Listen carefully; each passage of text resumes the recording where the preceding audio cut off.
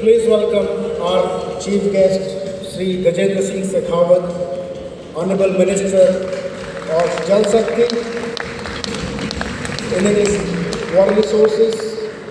Thank you very much, sir, for being with us of building India for tomorrow to provide equitable and sustainable living for 20% of the world population in this country.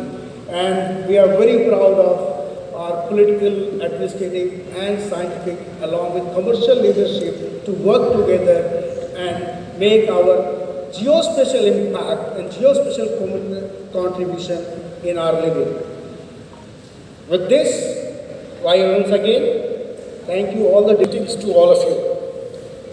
Honorable Union Minister of Jal Shakti, Sri Gajendra Singh Shekhawat ji, Dr. M. Ravichandran, Secretary, Ministry of Earth, Chairman ISRO, Somnath ji, who will be addressing us in his video message, President of Indian Society of Geomatics, Dr. Rajkumar, Sri Agendra Kumar ji, Managing Director, ISRI India, Mr. Boris, VP Trimble India, Sanjay Kumar ji, my friend and CEO of Geospatial World, Chairman of the Local Organizing Committee, Dr. B.V. Rao, esteemed senior colleagues, scientists, technocrats, geospatial and international societies are coming together along with the private sector entity, Geospatial World, to make this as a unique event, which for the first time we are doing. And I am so happy that this has become a very grand function already. So, as geospatial technology, where the government of India is having a vision to open up this sector, and when two professional societies as well as the public institutions comes together with private sector, it gels very well with the overall theme or overall, the directions which we have got from the Vice President Trimble, Dr. Prakash, President ISRS as well as Director NRSC, Dr. V.V. Rao, Chairman Organizing Committee, Dr. M.E. Ramna, Organizing Secretary of this symposium, as well as on my personal behalf, Suprabhat, Namaskar, and very, very good morning to all of you. And welcome to this very well awaited mappings में ये geomatics का use हो रहा है, जिसका हमें पता भी नहीं है कि हम इसको अनजाने में यूज़ कर रहे हैं, लेकिन बात लगता है जब किसी से बात करो लगता है geomatics is there, geospatial is always there in our life without knowing it. और हमने इसका मेन यूज़ देखा है कोविड-19 के टाइम में, बट अनफॉर्चुनेटली इसका मेन यूज़ जो उस समय देखा हमने कई सी टेक्नोलॉजी जियोस्पेशियल टेक्नोलॉजी हमने यूज़ की है क्रिटिकल सिचुएशंस में, जैसे कि मॉनिटरिंग में, contact tracing, vaccination, hospital bed availability, even ISRO has done a lot of things in this also, transportation management. Indian Society of Geomatics, popularly known as ISG, in comparison to other societies, it's quite a young society, almost 3 decades back, 1993. It was dedicated to promotion and dissemination of remote sensing as well as the GIS in India. But कुछ ही समय में society ने India के सभी जगहों पे अपना नाम किया और अभी मुझे बताने में प्रसन्नता है कि 28 चैप्टर्स हैं हमारे, almost 3000 members.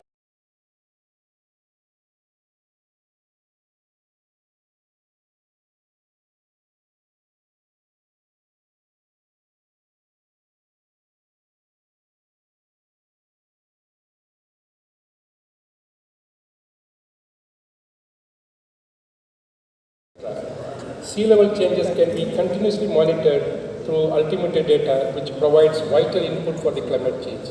These studies can provide important information to implement policies to mitigate the impact of climate change on the natural and built environment.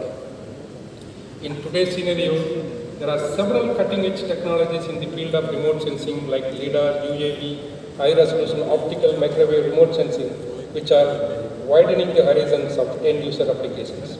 It is necessary to continuously update our standard thematic database, which is GIS-ready and seamless for the country, along with the geotech data and variety of aspects such as population, literacy, infrastructure, and etc. There are many challenges in updating, visualizing, indexing, and maintaining such databases, along with the use of high-resolution satellite data and development of web and location-based services, which could augment India's development. Government R&D institutions working hand in hand with the highly matured geospatial industry in the framework of the National Geospatial Data Policy and upcoming technologies such as AI and ML have the potential to unleash the next generation of geospatial applications that will immensely benefit our humanity. I am sure in the coming years, much more development will happen in utilizing geospatial applications for the benefit of society at large. Etc. etc. So here, geospatial technologies has a great role to play, and I know this symposium will definitely deliberate on various possibilities that are available from this emerging sector. From the classical way of Earth observation, which was happening earlier in putting bigger, powerful Earth observation satellite, now we are seeing a quantum change in the approaches in building smaller, efficient, short to time to delivery satellites, and in fleets of them are placed in orbit to produce high resolution images and also high revisit capabilities, combined with the ability to do onboard processing, artificial intelligence, big data analytics, really producing not just images but intelligence and decision-making tools that at the disposal of companies and establishments. And this is very, very important. And also, we know that the infrastructure required to launch and operate and on a continuous basis and making delivery of the products to them also is available through various ecosystems. So, really an operator who is going to come in geospatial sector has a better situation today than existed earlier. And we will also like to enable this through our interventions in this sector through the space sector opening up.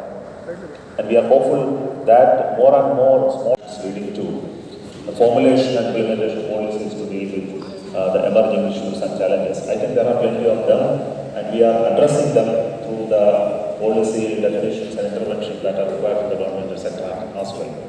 So let me take this opportunity to thank all of you for giving me this opportunity to give this address, and I'm very sure that this meet today will really produce good results and give guidance and advice to the policymakers and governments for taking up this activity further. Thank you so much and wish you a very happy conference. It's really encouraging to hear Dr. Somnath through his video message. Thank you, sir, for sending us this message. It is a proud moment for us. Dr. M. Ravichandran, Secretary, Ministry of Earth Sciences. Vice President, Surveying and Mapping Statistics. To extend my heartfelt congratulations to the organizers for the journey in the recent years and our role an increasing intervention in the global economy. It is a matter of pride that while this country of 1.3 billion people is progressing rapidly in the field of technology and innovation to keep pace with the times, we also continue to hold on the country's rich ethos, traditions, and our traditional wisdom. When our illustrious Prime Minister Shri Narendra Modi ji talk about making India a 5 trillion economy, he also talks of development that is sustainable and that is all-inclusive, one that reaches the last man in the line of development, all the inclusive goal of development coupled with optimum use of science and technology. It is reflected in all our plans, priorities, and practices. On the sidelines of United Nations World Geospatial International Congress, which was held in this very city, Hyderabad, last month, Honorable Prime Minister said that for us geospatial technology means empowering the villages of the country with technological convenience, referring to our determined and planned goals in this direction. He said that we are working towards realizing the vision of Antyodaya, which means empowering the last man in the row on a mission mode. Our advances in geospatial technology and the priority in its use have brought 450 million people, more than the United States population, who did not have access to banking under the Banking Act for their financial inclusion. Similarly, 135 million people, almost twice of the population of France, have been provided with insurance. Has been introduced in India along with opening up the space sector for private participation. Dear friends, we need to be ambitious. A government is committed to Atmanirbhar Bharat, and it's time for us to be ambitious to plan and develop the technology to the level of developed world and beyond. This is not something new for us. We have demonstrated this during our Mangalyaan mission also.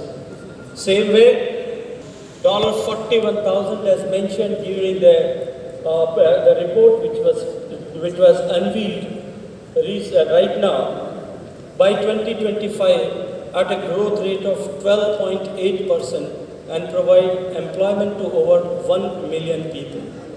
Mainly through geospatial startups, today we can proudly say that in the current boom of technology-led startups, India currently has around 250 geospatial startups.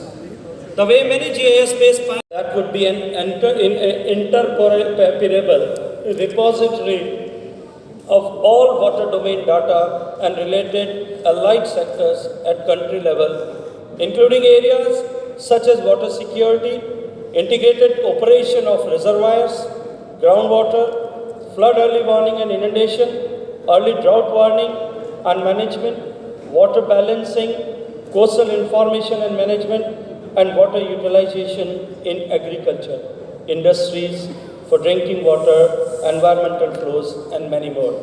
The system would not only be subsuming various standalone systems of Jal Shakti Ministry, but would be developing many new applications and thus would be a comprehensive geo-enabled smart digital platform that would serve social and economic sectors directly or indirectly dependent on the water.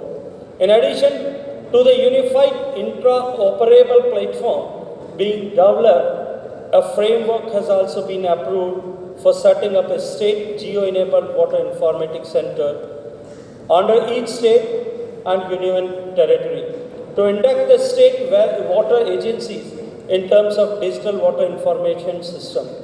And WIC shall extend geo-enabled IT platform, required software, database, and ready-made applications which can be further customized with the NWIC support at the state level to suit their local requirement. The integrated system of NWIC and SWIC would form a national level water resources data network. In essence, the nationwide repository of water resources data for all planning and decision making. Having more than 89 government agencies on board, the system would deliver more than 70 applications and 300 functionalities with more than 1,000 of geospatial data layers and will impact 20% of the world's population which lives in our country, the great India. It is planned to be the largest geospatial data analytics platform of its kind. In this system, a geospatial analytical lab with the satellite image processing is being set up for collecting, processing and managing spatial data required for integrated water and crop management. Using advanced remote sensing, it would capture information on various parameters like water spread area, crop health, soil moisture, evapotranspiration, the glacial melt, the springs, etc. with time series analysis on change in water areas. Area under cultivation, crop intensity, productive, integration of satellite image-driven results with this system shall leverage the processed product. Themes, results from global and Indian satellites to regularly estimate surface water availability through water spread areas, soil moisture, crop health, and using NDVI and NDWI partnerships parameters. Change in water bodies, their numbers, size, and locations, etc. It is expected to automatically download, process, store, and publish satellite data and its derived results. The laboratory is expected to make use of both optical and microwave-based satellite data. Major lab functions include satellite data management, image storage, image geoprocessing, and image dissemination. As an integrated geospatial platform for water management, this decision support system will collect the available data from varied sources, generate new database, organize in standardized GIS format, and provide scalable web-enabled information system. Maintain, update, and collect and disseminate water data information. Share hydrometeorological data amongst central and state governments, organizations, and other stakeholders of water and to general public. Provide tools to create value-added maps by way of multi-layer stacking of GIS database so as to provide integrated view to the water resources scenarios. Collaborate with national, international research institutes and provide technical support to organizations dealing with water emergency response for hydrological extremes. Under Jal Jeevan Mission, where we are connecting 190 million households with the tap water, IoT-based geo-enabled monitoring systems we are developing to monitor water supply, its quality, quantity, and continuity. I look very positively at this opportunity for all stakeholders of the geospatial industry to come together and interact with the policymakers and academia. I hope that we will move forward in the direction of creating a new India and ultimately a sustainable world. And I hope that the discussions emanating from this conference would take us forward towards one nation, one water map, one water platform, and finally, developed India. Humble thanks to all of you. Thank you very much.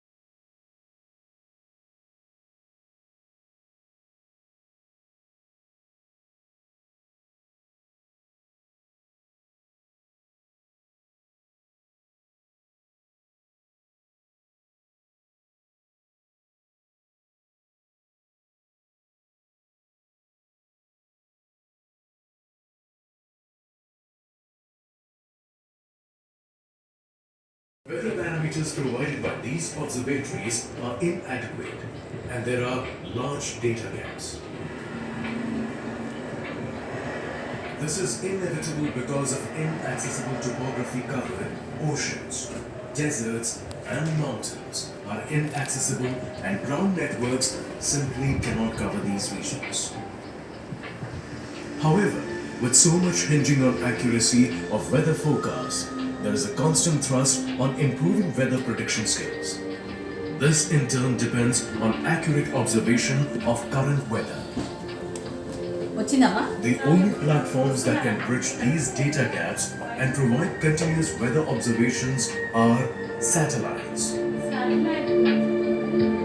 Today, about 95% of the data needs of operational weather prediction are fulfilled by satellite observations.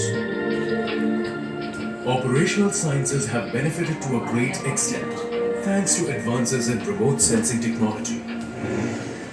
Weather forecasting, in particular, has evolved from an inspired art into an operational science based on numerical models using the principles of fluid dynamics, thermodynamics, cloud physics, and radiation.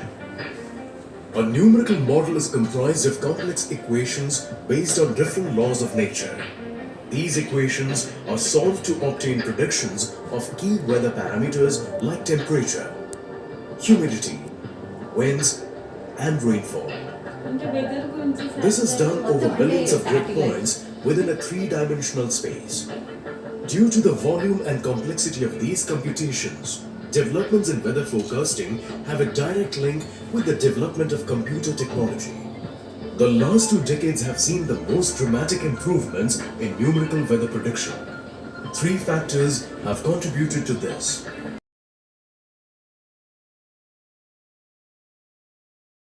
After allotting the land, after factories are started, then we start approaching to the road ministry, we start approaching to the railway ministry for the last mile connectivity or for the spur line. So this reactive approach has now transformed into a proactive approach.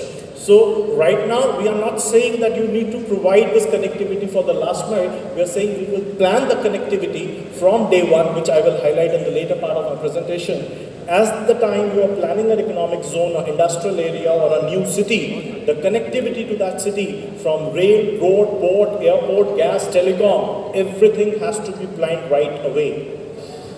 Similarly, there is a fast-paced implementation. All the interdepartmental issues of over 1,300 issues has already been resolved. And all the high-impact projects which requires immediate attention and which requires immediate implementation, that has been taken up on priority. Now coming to the Industrial Corridor program, we started with Delhi-Mumbai Industrial Corridor, taking the Western Dedicated Freight Corridor as the basis. And with the success of the Delhi-Mumbai Industrial Corridor, now the government has mandated us to work on 11 such industrial corridor projects, where either the railways or the existing national highway is basically the backbone. So presently we are working on 11 corridor projects. The mandate which has been given to my organization is to develop new industrial cities, completely greenfield in nature. We are not developing brownfield cities, which are completely smart from day one. All city utilities are smarter, ICT controlled. The city can be managed, operated and controlled by sitting in one central command and control center. And these cities has been planned taking into a time horizon of next 40, 50 odd years. So all utilities are completely underground. One can go in a golf cart and do the operation and maintenance of it. So these are some of the salient features of the smart city which is uniform in all the cities which we develop. So far we have delivered 4 cities. I'll quickly run it through in the paucity of time. Yeah, Dholera is a couple of minutes again. Okay, sure. So Dholera, again, connectivity is a key. So we are connecting Dholera with a 6-lane dedicated expressway to Ahmedabad. We are building a new international airport closer to Dholera, and already 22.5 square kilometers of Dholera is already developed. This is how you can see Dholera looks like. This is Central Command and Control Center on to your right. And from here, the entire city can providing. And also it is used for tourism. It can be used for tourism and recreation, and also shipping, maritime transport, and most importantly, security in terms of both natural as well as artificial, or maybe the in terms of defense, security, and coastal protection. So all these factors the ocean provides, but only we know little about it, and also especially this is in the coastal ocean is a little bit we know more, and the deep ocean much is not known. So that is what we need to explore for the betterment of the mankind. So considering this importance, even United Nations also made what is called 2021 to 2030. It is also Ocean Science for Sustainable Development this decade. And it is basically what is the science we need for the ocean we want. That's the theme. The next one decade it is aimed.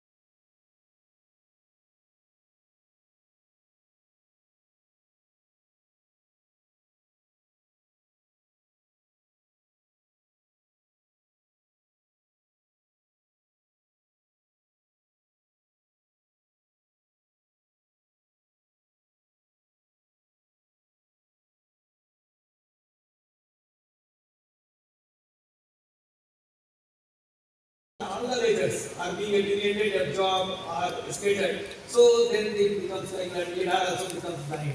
So that is the kind of this.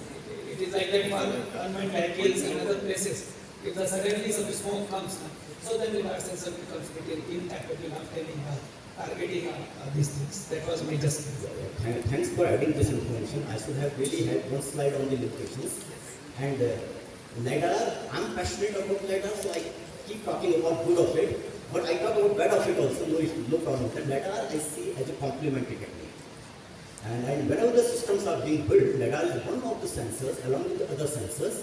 And yes, LiDAR is affected by the fog. We have seen it, and we are also simulating for the fog.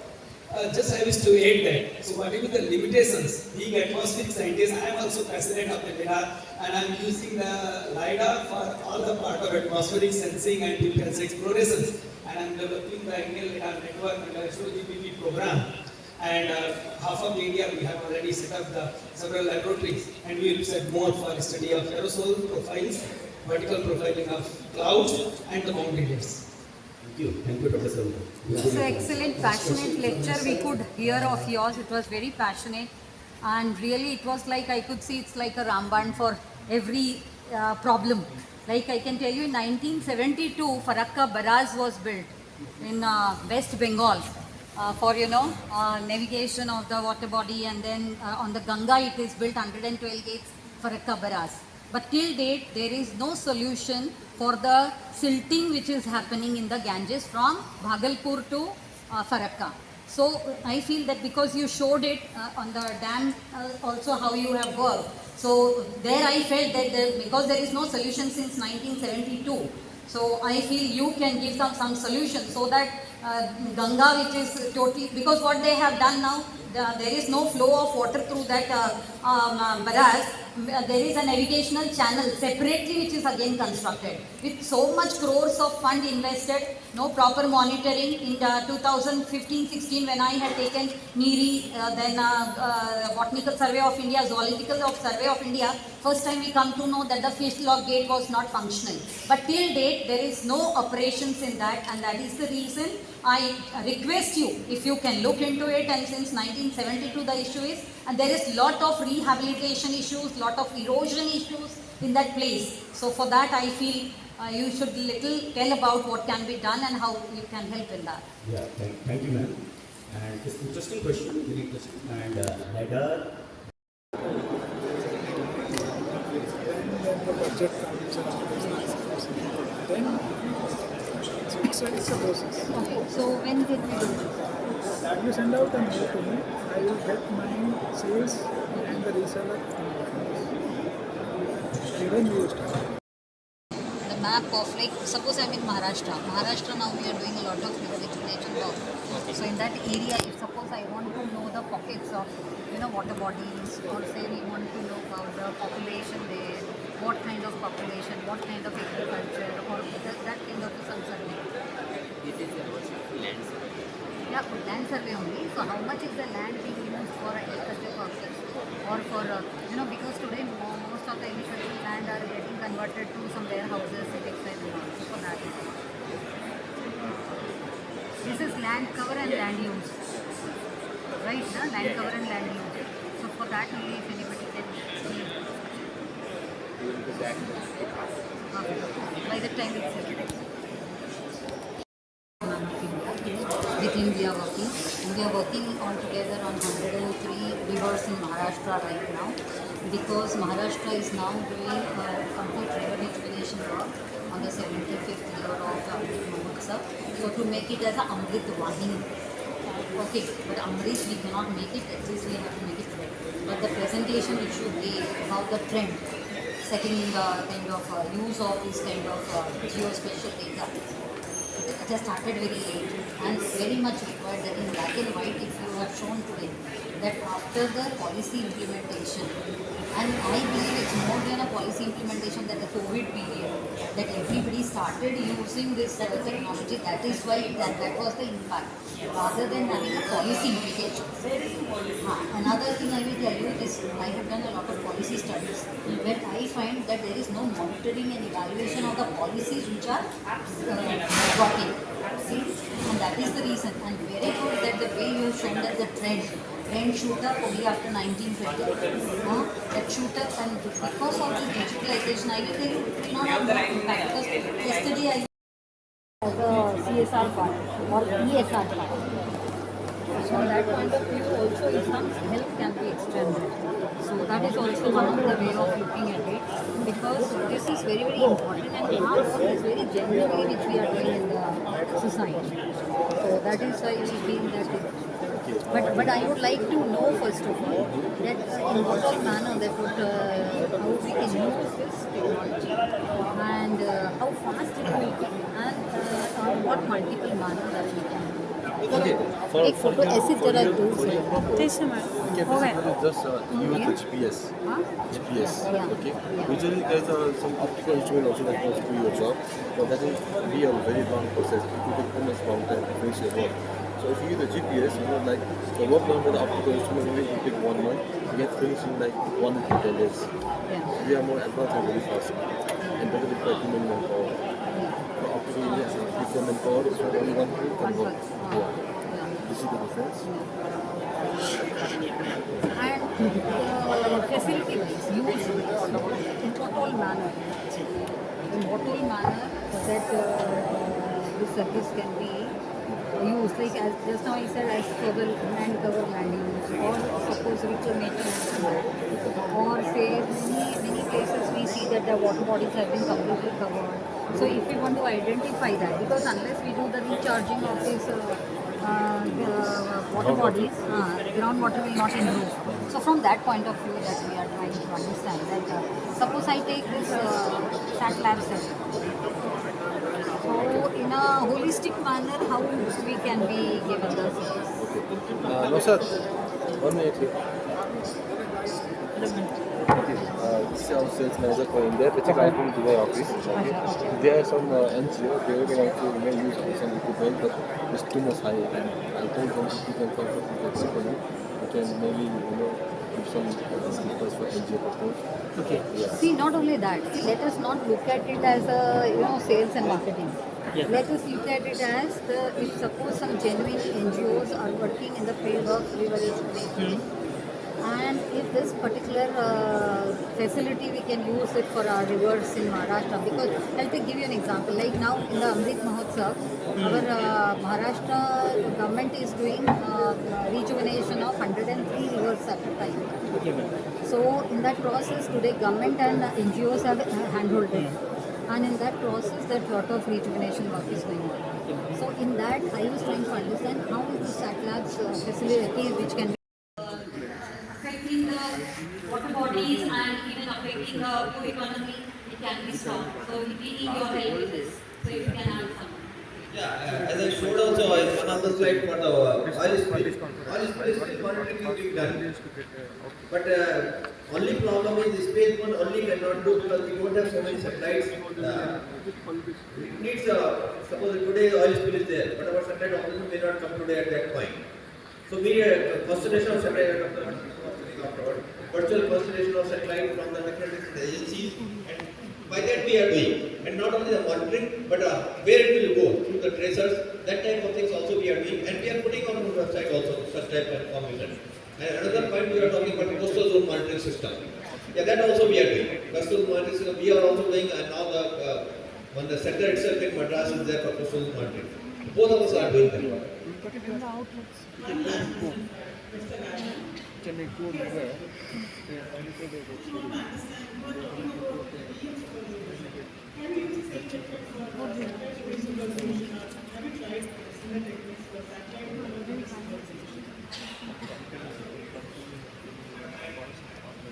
Your experiences on that. Even this one, it is also taking care of the neighborhood only. So it should discussion.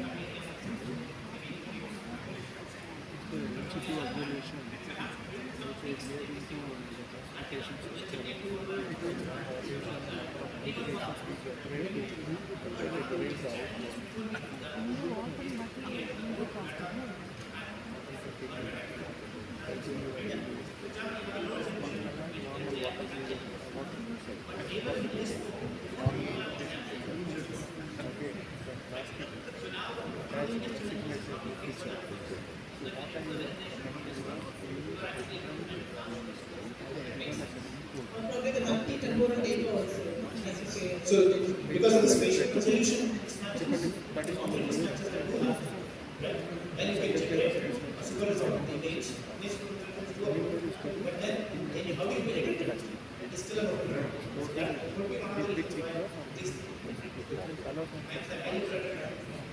this image processing better than AI in this aspect. All water bodies, not only water bodies, it's also about the jungle and journey, all the three. So from that point of view, that we work from river basin approach, where this all kinds of studies should also be livelihood to the people, along with rejuvenation. So that is our biggest motive. And with that, going with that Maharashtra government has recently come out with a GR policy where because it's Amrit Mahotsav going on, so they have thought of doing the river to Amrit Vahini. So they have called the NGOs and they have done a handholding now. Government of Maharashtra has handholding the NGOs.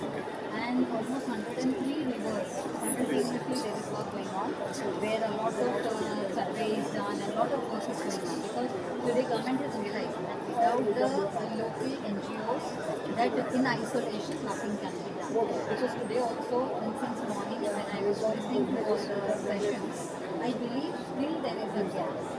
Because as much what the trend which we saw in the Geospatial morning presentation of the why so late, that is from 20 onwards we see a little bit of trend which is going, and that it was being shown that how impact of policy, because once it is coming policy, but not that.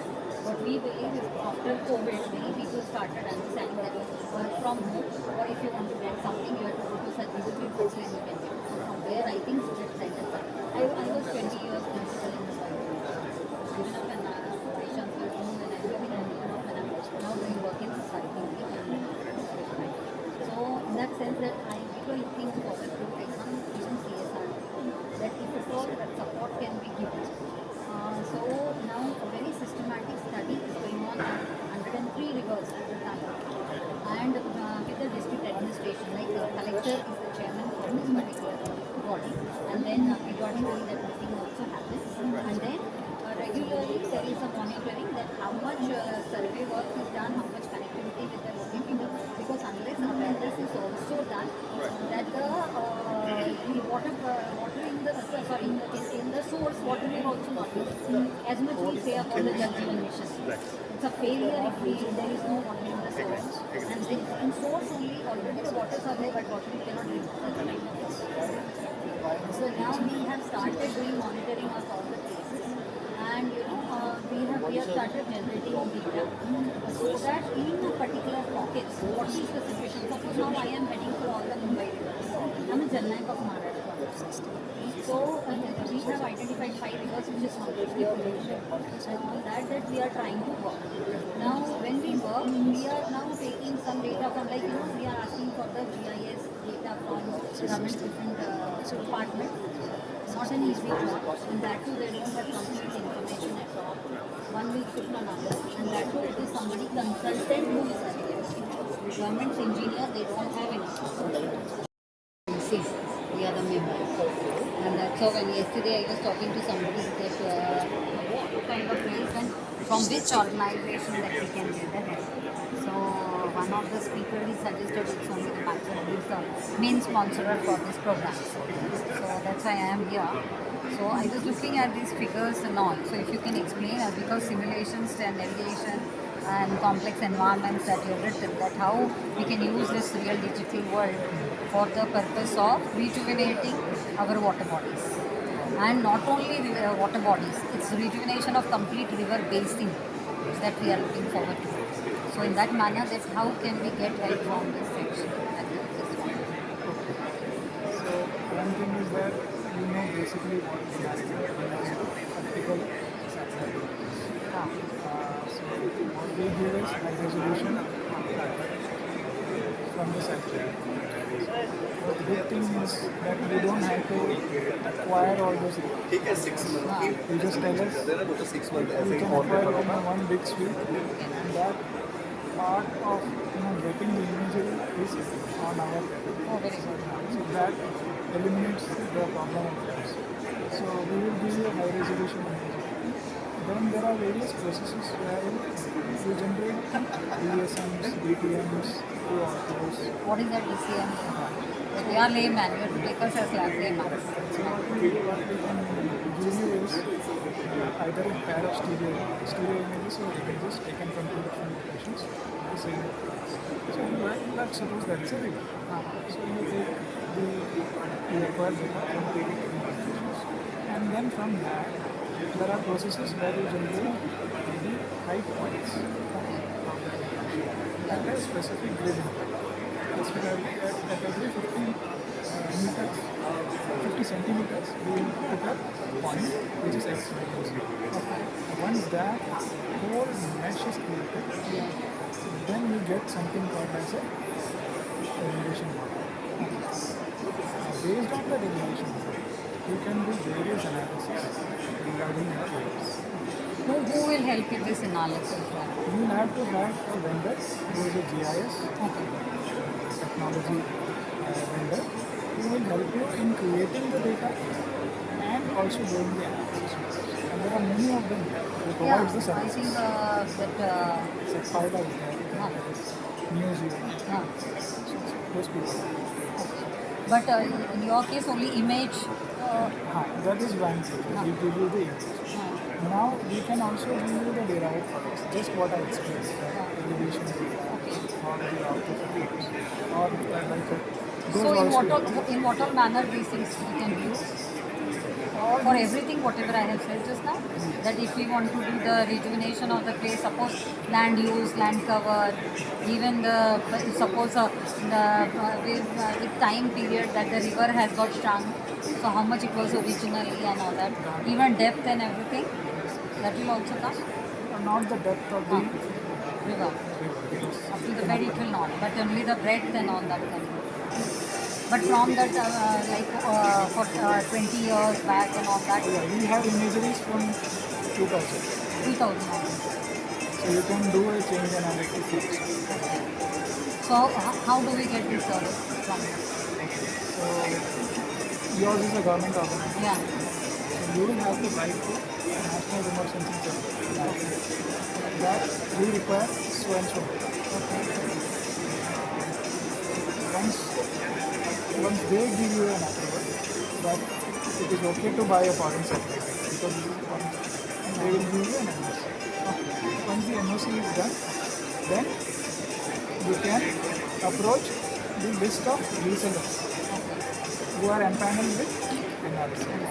We don't sell directly, we give it to our resellers. So those resellers will contact you and then the whole process will start. But then you will have to initiate a tendering process. But first, before that, you will have to get us and the reseller to your place and you have to understand completely your pain areas and requirements, and then you come out with. So if you have some resellers number or something, you can give us so that we approach, or else we talk to you. Because I just wanted that if you can explain here that how is it different from the other systems. Like, you know, suppose I'm getting these kind of images from many other sections also they have. Like Google Earth is also giving some images.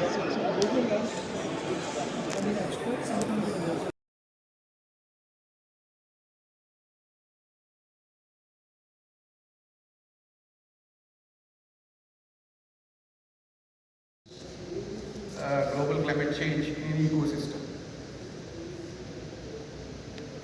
So keeping these things in mind, we have taken up this study to quantify the soil loss using a semi-process based soil erosion model and to predict the soil carbon loss, especially under the influence of soil erosion process.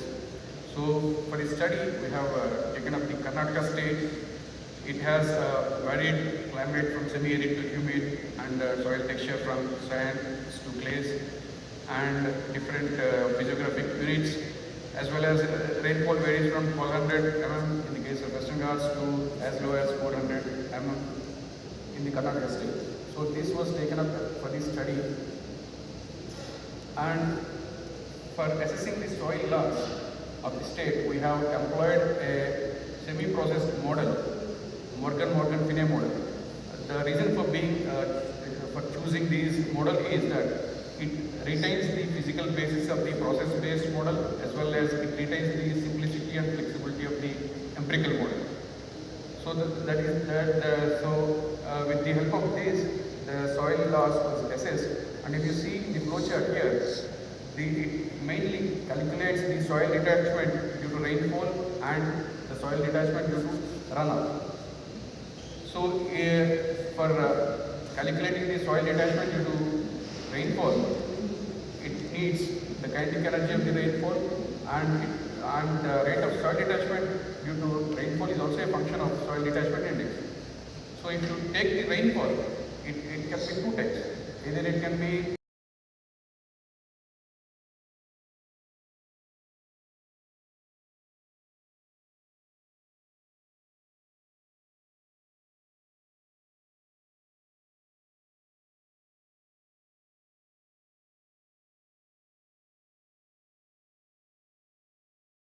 नहीं आप बोलो। तो उस तरह के मतलब 3 index हैं, hypsometric integral और स्ट्रीम लेंथ ग्रेडियंट इंडेक्स और चैनलाइज्ड स्टीफनेस इंडेक्स। जो दो हैं, चैनलाइज्ड स्टीफनेस इंडेक्स और स्ट्रीम लेंथ ग्रेडियंट इंडेक्स, वो हमारे स्ट्रीम्स की स्लोप कहाँ वेरी कहाँ बदल रही है उस पर डिपेंड होता है।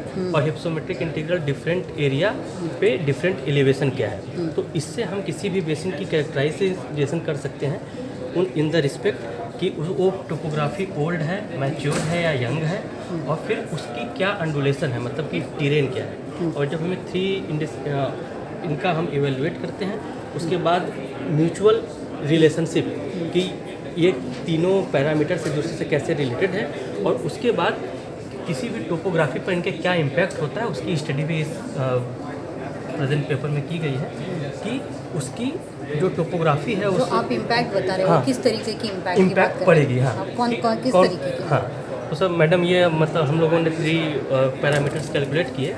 इसमें हिप्सोमेट्रिक इंटीग्रल की वैल्यू अगर 0.3 से कम आती है तो इसका मतलब ये है कि वो थोड़ी ओल्ड टोपोग्राफी होती है। अच्छा। तो इस पूरे बेसिन में हमने 4.6 बेसिन जनरेट किए, और जो वैल्यू है वो 0.3 से हमेशा कम आ रही है। तो ये हम बता सकते हैं कि एक ओल्ड टोपोग्राफी है, डाइसेक्टेड टोपोग्राफी है, जिसमें आगे आने वाले समय में अब इरोजन की संभावना कम है और डिपोजिशन ही मेन इसकी फिनोमेना होगी। अच्छा।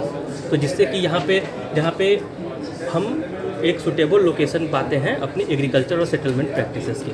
और फिर जब हैक इंडेक्स और स्टीपनेस इंडेक्स कैलकुलेट करते हैं तो हमें पाते हैं कि जैसे कई जगह एक स्लोप ब्रेक होता है, वहाँ पे high value of hack index आती है और high value of steepness index.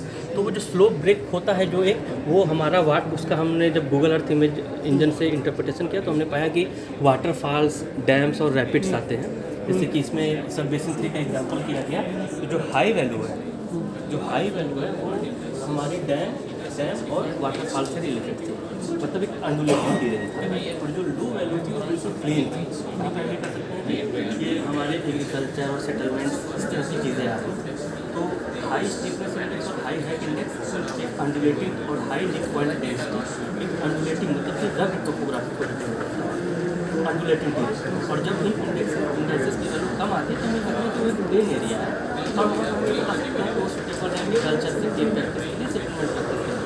फिर जब हम इसको लैंडफॉल फीचर्स में लैंडफॉल का क्लासिफिकेशन किए और जब इनका इम्पैक्ट देखे तो ये पाए कि जहाँ पे हाई वैल्यू थी वहाँ पर हमारे जो फीचर्स थे वो क्या कहते हैं, हाई रीजन थी, mid slope region, small region, local region, और जो लो वैल्यू थी वो हमें प्लेन में चली गई, मतलब कि मैक्सिमम जो है वो प्लेन एरिया में कन्वर्ट हो चुका है। यहाँ पे देखिए क्योंकि ये वैल्यू बनाई गई आगे आने वाले हज़ारों 100 साल बाद या 1000 साल बाद ये इसको इरोड करते हुए प्लेन करते हैं। तो अब यहाँ पर ही हमारा मेन इरोजन होगा और यहाँ पर हमारा इरोजन पोजिशन होगा। तो ये एप्लीकेशन पार्क में से उसके लिए तो वहाँ पे इरोजन रुक जाएगा, आपका है कि वहाँ पे लैंड फ्रीज होने लगेंगे। हाँ। और फिर आगे उसका इरोजन मतलब वो फिर एक मैच्योर्ड प्लेस बन गया। हाँ, मैच्योर्ड बन चुका है। और इरोजन मैडम बेस लेवल होता है, सी लेवल से नीचे नहीं जा सकता ये है। तो मतलब कि अब ये जैसे कि कावेरी बेसिन का यहाँ पे डेल्टा आता है, ये जो डेल्टा है तो यहाँ पर देखिए डेल्टा के पास हमारी वैल्यू बिल्कुल प्लेन है, पेनी प्लेन्स और प्लेन ऑलरेडी है और इसीलिए बहुत फर्टाइल एरिया है। इसी तरह और भी जगह है हमें प्लेन मिल रहा है, लेकिन तब स्टिल हमारे वहाँ पे थोड़े मोनोटॉप फीचर्स हैं जो कि इसके यहाँ पर हमें नहीं दिखते। और ये निक पॉइंट डेंसिटी है भाई, हैक इंडेक्स और स्टीम एंड ग्रेडियंट इंडेक्स का। तो निक पॉइंट डेंसिटी और नंबर ऑफ निक पॉइंट्स, जैसे सब बेसिन 3 रग है, ये जैसे ये देखिए सब बेसिन 4 जो है वो एक रग टोपोग्राफी है। तो यहाँ पर 4 में हमारा निक पॉइंट डेंसिटी भी हाई है, नंबर ऑफ निक पॉइंट्स भी ज़्यादा है और वैल्यू भी इसकी काफ़ी यहाँ पर हाई है। और इसका मतलब क्या हो जाता है वो हाई है? तो वहाँ पे एक रग टेरेन है, अभी भी मतलब इरोजन के चांसेस हैं। और वहाँ पर चूँकि हमारा हिप्सोमेट्रिक इंटीग्रल लो आ रहा है तो रिवर रिजुवेनेशन फिनोमेना हुआ है, मतलब कि जो होता है sea level changes in the past, कि कभी सी लेवल फॉल हो गया या सी लेवल राइज हुआ। तो हम ये बता सकते हैं कि वहाँ पर river rejuvenation phenomena in past happen हुआ है कि लो हिप्सोमेट्रिक इंटीग्रल वैल्यू में भी आपको कभी कभी हाई वाटरफॉल और डैम्स का होता है। इसका मतलब आपका कहना है कि वो सब जगह पे फिर ज़्यादा सिल्टेशन नहीं होगा, सिल्टेशन नहीं होगा, वाटर का फ्लो बराबर रहेगा। उसको रोड करेंगे पर अभी उस टाइम में बहुत हज़ारों साल लगने वाले हैं। और ये देखिए मैंने इसका एप्लीकेशन कि जहाँ पे हमको हाई वैल्यू, तो ये सब बेसिन 3 का है, सिमसा वाटरफॉल, गनालू वाटरफॉल, ये मिला है कावेरी बेसिन का। ये कौन सी स्टेट ये आपका तीसरा है ना, तीसरा आपका आपने कहाँ का लिया, आपका एरिया कहाँ का? कर्नाटक, क्योंकि कावेरी बेसिन में पूरा लिया है कावेरी बेसिन, ये मैंने पूरी कावेरी बेसिन पूरी तमिलनाडु का क्या? हाँ, मतलब कर्नाटका, केरला, तमिलनाडु पूरी चीज़ पूरे। और फिर उसको क्या है क्योंकि बड़ा हो जाता है इसके 4 पॉइंट से यहाँ पे 6 सब बेसिन फिर उनकी स्टडी। तो ये वाला पार्ट हमारा थोड़ा सा मतलब तमिलनाडु और थोड़ा केरला जो भी हाई 18-20 रिनाउंड वाटरफॉल और डैम जब हम गूगल अर्थ इंजन से उसको देखते हैं। आप अपना फ़ोन नंबर बोलो। 9099 हाँ 19 हाँ 51 हाँ 79। आपका नाम? Sudhanshu Raghuvanshi.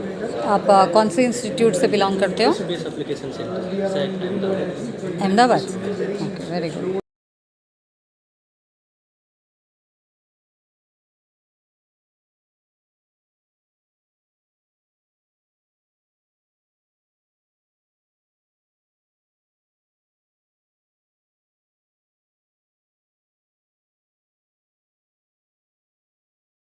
To 2080 or by the end of this century, by different models, you can see that temperature is rising. So there is no this thing that temperature is rising always. Precipitation, of course, is either increasing or decreasing in different regions. So here if you see the maximum temperature in the base period for which we were having our observed data, so this was the maximum temperature in different periods. We have considered 3 periods: near century, mid-century, end of the century. So what are the changes? Similarly, here the base period RCP 8.5. This is 4.5 percentage. Then we have to apply this projected temperature as well as the precipitation in our modeling exercise. We have used one model which is very much commonly used model, that is soil and water analysis tool, that is SWAT model, and we got the runoff under present scenario, and then these projected values we have applied and we got the projected discharge. So here if you see that discharge, which is this much, will reduce by 31% with RCP 4.5. By RCP 8.5, it will reduce by 25%. Similarly, by mid-century and end of the century. So different period, how much discharge will reduce, that we can compute by this modeling exercise. Okay.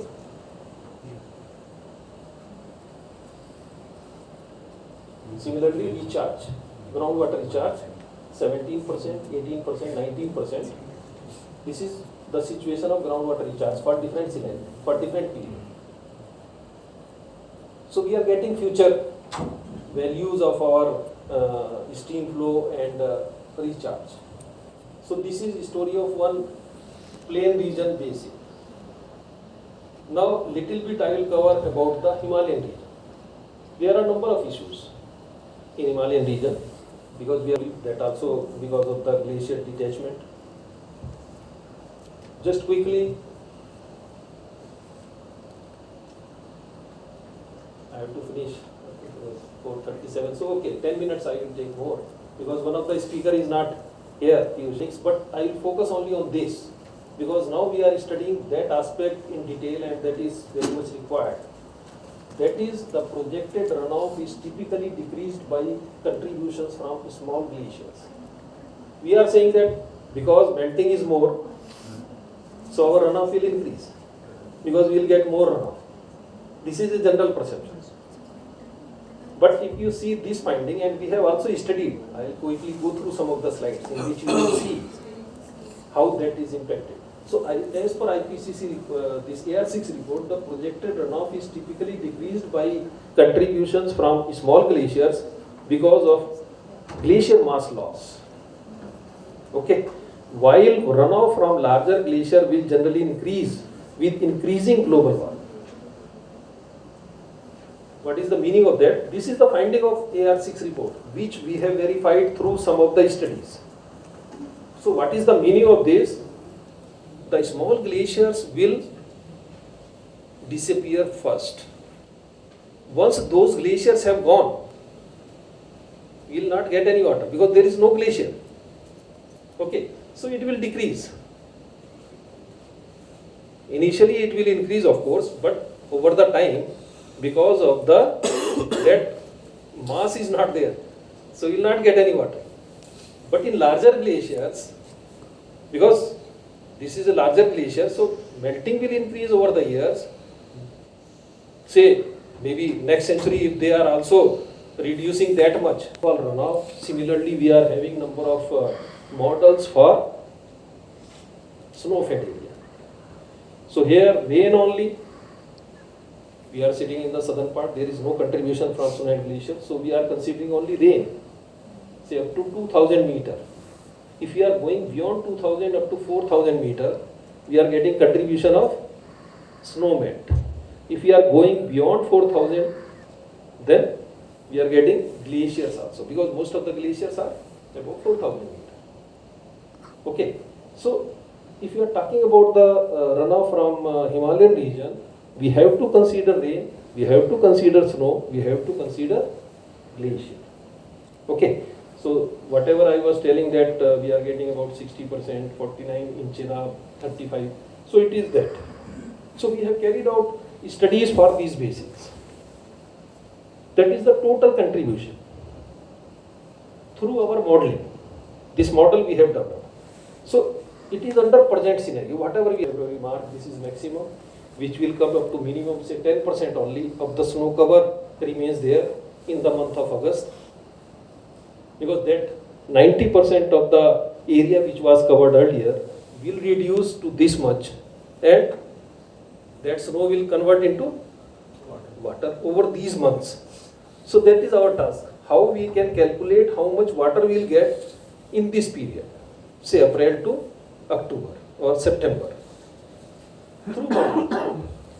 So here you can see observed runoff, runoff due to rainfall, runoff due to snowmelt, runoff due to baseflow. So this is the total that we can compute through our modeling. Now our concern is when there will be change in the temperature, how it will impact our discharge.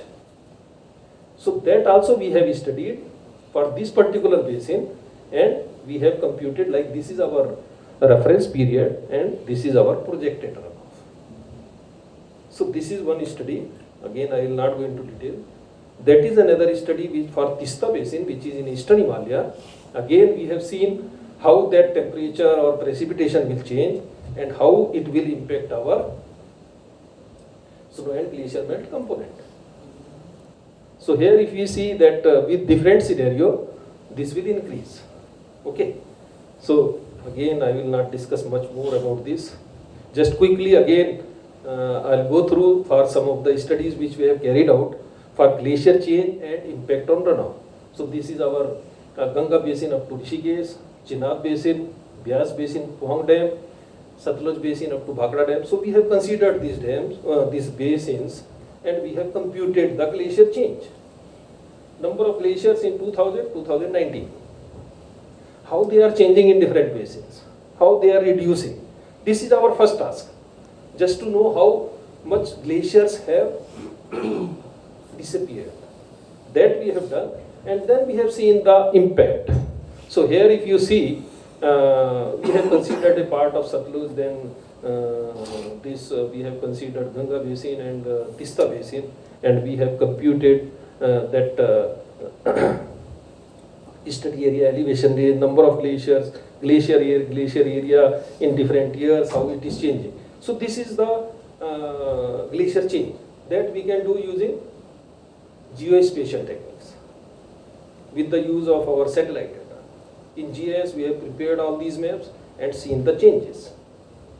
This is the elevation and glacier area in different region. It is beyond 4,000, the glacier cover. And how this is varying in different elevation zone, in different basins, we have seen first. And then we have done the exercise of this runoff. So here if you see in Baspa basin, 15% to 18%. It is a tributary of Satluj basin. Ganga basin 15 to 16%. Snowmelt runoff 27 to 23%. Up to Rishikesh, glacier runoff 13 to 14%. Means this is the change over the years 2000 to 2019. 2003 to 10, then 11 to 18. So different glacier cover we have considered, and we have seen this. So just I wanted to focus, I will skip this one because shortage of time. And these are the glacier cover. You can see that purple color shows that these glaciers have disappeared. So that again I will skip. And here just I will focus that which IPCC also said in the recent report. Some of the glacier basins or watersheds are having more glaciers, some of the watersheds are having less glacier. Just to see what is the impact. So here you can see the low glaciated basin, runoff is decreasing.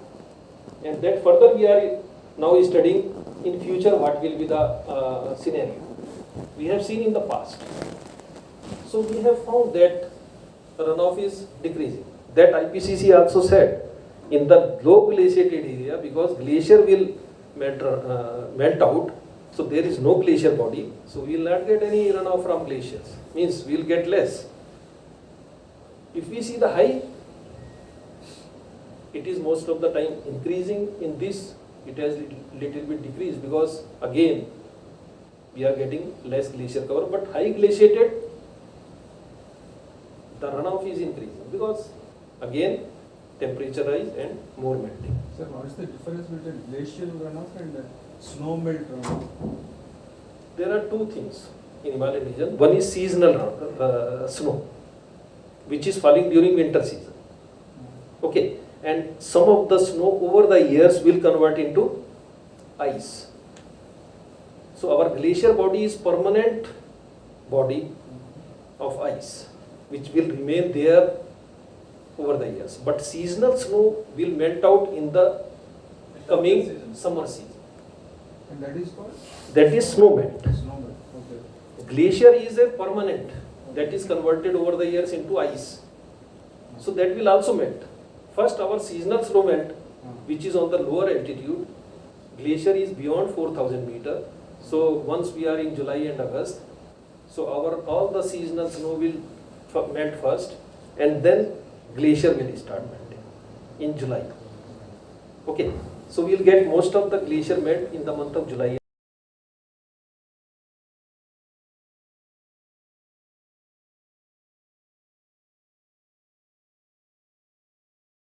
Accuracy. We have 90% confidence in our algorithm that 8% of these fields burnt.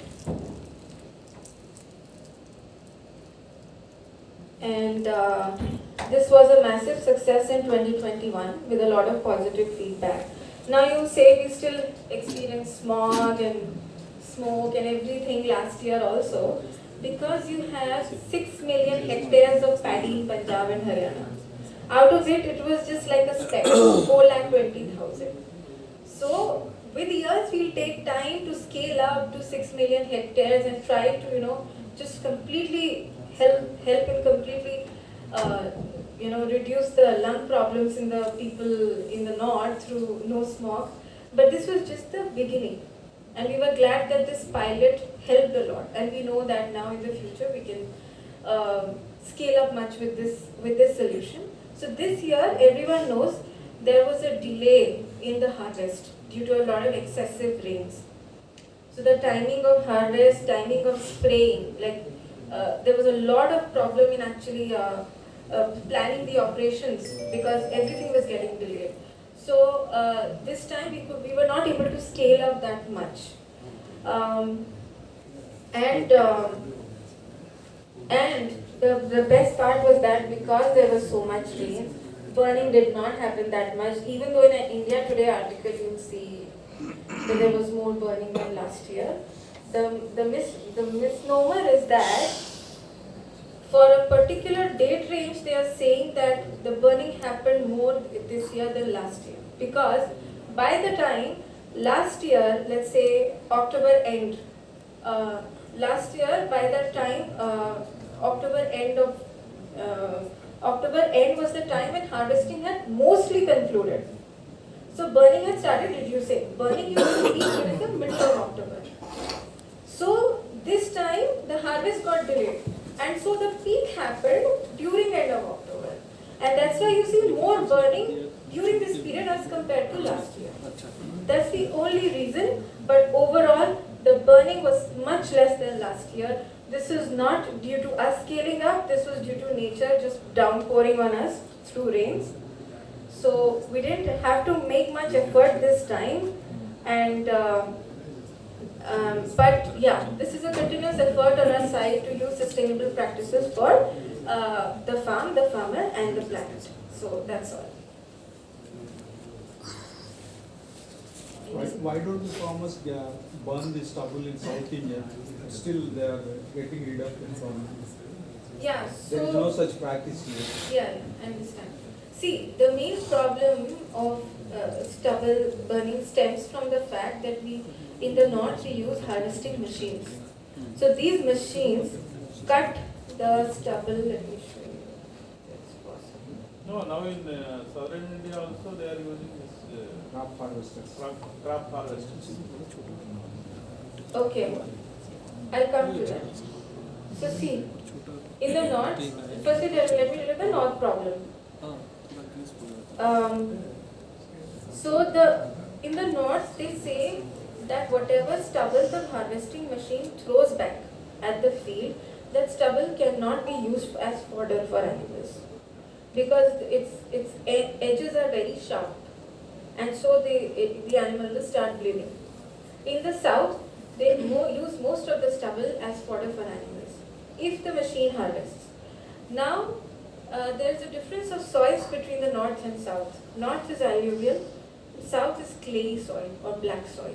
So on most of the regions in the south, you cannot have machines going over it because they'll get stuck. Still, given that not a lot of machines can go over it, if machines go over it, they either use the stubble as fodder for the cattle, or